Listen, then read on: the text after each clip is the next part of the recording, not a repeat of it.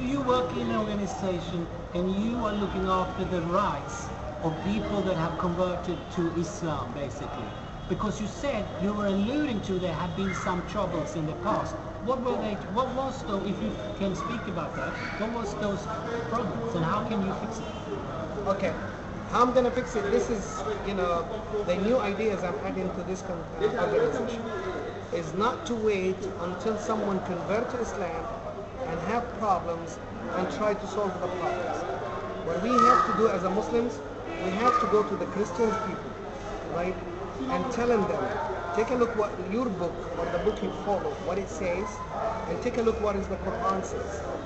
It's very complicated because right now we have, the regime, the Mubarak regime and the church, they build up a lot of hatred between Muslims and Christians, right? And that was to, having the people in a war, in a problems, in a fights. So as long as they fight with each other, no one is gonna, fight with you. So the system was to put people in fight with each other. Okay.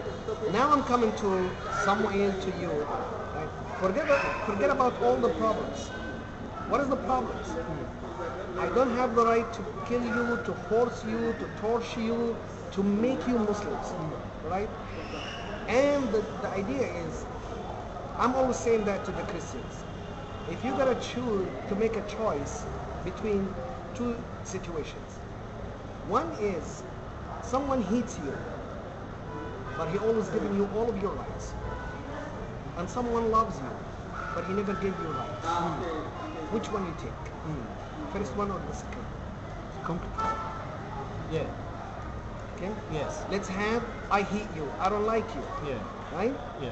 But I never oppress you. Yeah. Right? I'm very fair and I'm very fair. All of your rights, I'll give it to you. Yeah. Somewhere he loves you, Yeah. but he never gave you your rights. Yeah. He always oppressed you. Yeah. Yeah. Which one is better for you? I don't want to. I don't want to oppress him. Yeah. Right? Yeah. Of course. So here is the thing. Okay? I don't like Christian people.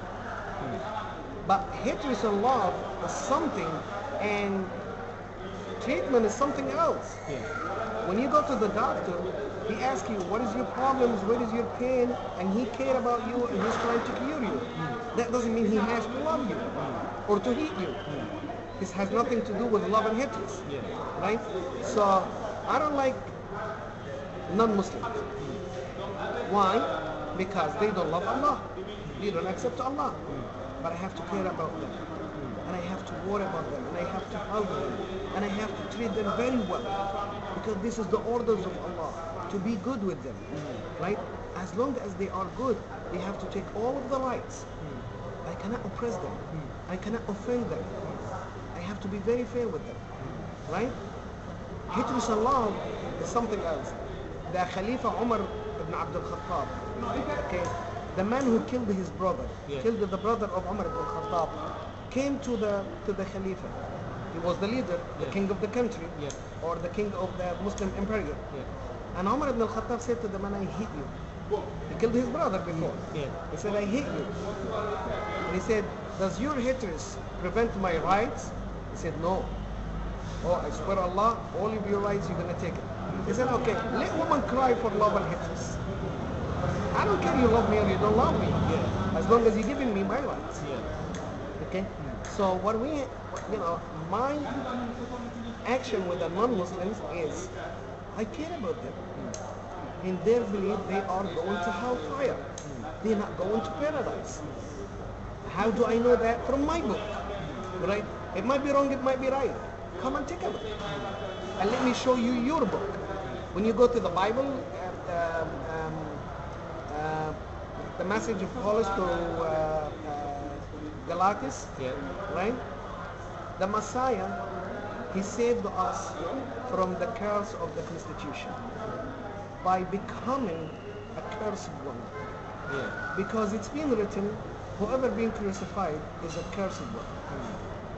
Jesus is a cursed one. God, you curse God. That doesn't make, that's not right. And many other things there. Okay? So let's take a look at the Bible, which has a lot of the truth. a lot of the reality, a lot of the real word of Jesus or the real word of God. Yeah. But it has something else which is not true. Because what happened with the Bible, when people of Moses, followers of Moses, they gave him a very hard time. Yeah. Why they give him the hard time? Because he came with the rules, they didn't accept it 100%. So after the death of Moses, they said, okay, now he died, right? Let's make the Ten Commandments, the Torah, in our own way. Yeah. They took a lot of the truth the same way it is. Yeah. Something they denied, Yeah. well, put it that way, Yeah. and something they added from their own. Yes. And once they made the new one, they said, well, this is the book of Moses, which is not true. It has some, but it's something being added and something being removed. Yeah. Okay? So Allah sent the Jesus, and that was the problem of the Jewish and Jesus. Because Jesus came to bring the truth back Yeah. and to fix all what they changed. That's why they didn't like him, right? And he spoke the truth. Yeah. And after the resurrection of Jesus, Yeah. okay, the people said, well, he's not here now. Let's do the same thing. Yeah. Removing some, adding some, taking some. So by the way, we have the Bible now, having some of the truth, yes, in the New Testament and the Old Testament, right? But there is some additions, which is not the word of God, I understand. right? Yeah. And have something, being removed. And finally, Allah sent Muhammad, peace be upon him, with the Quran. And he said, I protected the previous messages, but a way of hand of man. He protected the Torah, a way of hand of man. Yeah. He protected, because where is the tablets now? No way to find it. Yeah. We have books that translating the message of Moses. Yeah. So we have a translation of something not existent, Yeah. right? Yeah. And we have the New Testament, which is a translation of the word of Jesus, which is not existent. Yeah. Okay? And Allah said, I protected these two messages, a way of hand of man, and I'm going to protect the final message in the hand of man. And he sent Muhammad with the Quran, peace be upon him, right? And the Quran is being protected by the power of Allah, not the power of the genius of Muslims or, like that, because Muslims are so smart or something. Yeah, yeah. Allah protecting the Quran. So the Quran telling the truth about Jesus, about Moses, about Muhammad, about everything. Yeah. Right? And now this is the final message. So now what I'm trying is, well, you grow this way, you grow up this way. Fine, if you want to stay the way you are, good, but you're going to hellfire. Let me tell you, same way Muhammad did it, same way Jesus did it, same way Moses did it, same way all prophets and messengers, they did it. Right? But you hate me. Why? Because the regime made you to hate me and made me to hate you. So let's forget about hatred right now Yeah. and come, to a common sense word Yeah. and having a quiet conversation. I care about you. But can I say something? So, Sure. but if we go back to these women who converted, so you have a Christian woman, a Coptic woman, for whatever reason she's converted to Islam. Okay. And if she is, how is she regarded in the Muslim community? Would she, some people, is she accepted completely 100%? 100%. By Salafis, but by the majority of By the Muslims? majority, Is this it true? should be. But it's But not happening. someone are ignorant, right? Because I have some Muslims who said, well, we're not going to have problems between Muslims and Christians because of Kamal Yashhad. Let Kamal Yashhad go to hell. I said, wait a minute. Who's more important, Camellia or Egypt? Egypt. Very good. And who's more important to you, Egypt or Kaaba? Of course the Kaaba in Mecca. And I'm asking the question, who's more important, Camellia or the Kaaba? People say, what are you talking about? Of course Kaaba. I said, that's for you. But for God, Allah, the Muslim is more important at the side of Allah than the Kaaba. Allah cares about the Muslim more than the Kaaba. And he made it in a very clear hadith of the Prophet Muhammad. Yeah. If the Kaaba will be banished, this is to Allah means nothing, by comparing, by hurting one Muslim. Right? So, Kamiyya Shahada, again, before she became a Muslim, she was one of the Christians who were against the Muslims. And she decided to become Muslim. Not to join us, not to turn against her people and join us, but she decided to become a Muslim, to accept Allah, Yeah. to take the way of Allah. Yeah. Right? Why you take her and put her in the church and other women? Why you do that? Why you not letting her to live free? Yeah. Leave her alone. So why they take her? That's not in Christianity. But Is that in the teachings of Jesus?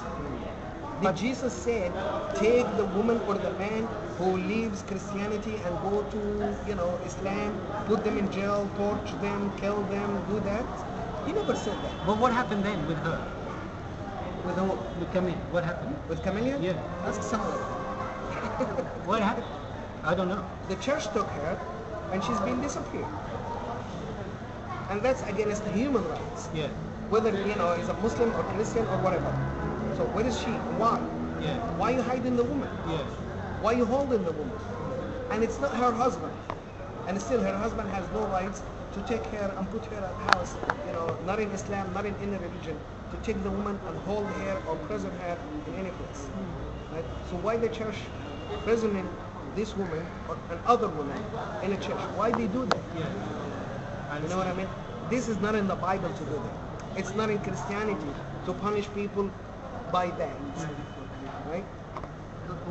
Okay, so my final questions, or the end to all my questions is, what happened with those churches, like I've been reading about, that some Muslim people have burned churches in Egypt because of incidents, for instance, with the women, that they've been taken away and the church doesn't let them come out, and it has created such kind of hysteria that some people have gone to the extreme of burning churches. What is your take on that? Okay, that's not true. Okay. That's absolutely not true. Right? And according to the investigations of the police and the investigations of the prosecutions, that's not true. Okay. What happened is this: the church which has been burned after the regime, you mean, or the one before the regime? Both after and before. Okay, the one before the regime, right?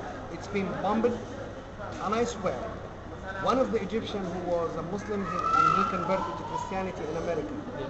I met with this guy and I had a lot of conversations. And he said, and I asked him, why you left Islam and become Christian? Why you do that? He said, because they're going to take the country over. I said, how you know that? He said, I know the plans. The plans mean that 5-6 churches will be burned or exploded, right? And one mosque is going to have fire or explosion. People die from both sides, and it becomes civilian war. And then we will bring the American and the European and the United Nations to protect us. So the Christians are going to take the country, right? And that's why I'm protecting myself. He said he's protecting himself by converting to Christianity. So when they take over the country, right, not to be killed by the Christians when they took over the country. I understand.